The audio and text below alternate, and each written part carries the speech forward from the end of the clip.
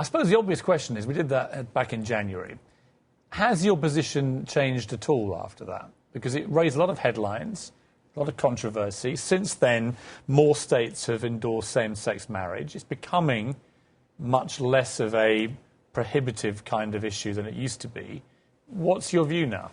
You know, Piers, it really never changes because mine's based out of the Scripture. That's what I believe that the Scripture says, that homosexuality is a sin. So, you know, I believed it before and I still believe it now.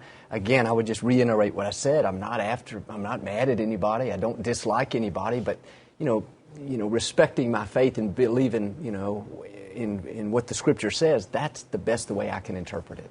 But, I mean, shouldn't the Scripture be dragged kicking and screaming into the modern age? I mean, we were talking before the break about the issue about eye for an eye, tooth for a tooth. Not everything in the Scriptures really is, in my view, conducive to modern life. I mean, like everything else, doesn't it have to move with the times? And isn't it down again to people like you to interpret it in a way that evolves? I mean, you're known as a very progressive preacher. Sure. Well, we want to be progressive, but sometimes when I read it, I can't see how you would change that, just like you wouldn't, you know, change some other main things, you know, in the Scripture.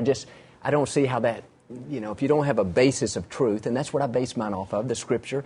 Everybody else doesn't, and I don't fault them if they don't. But this is just the way I choose to live my life and what I teach based out of the Scripture. So I don't think, you know, I think, you know, personally, 200 years from now, the Scripture's still going to say that.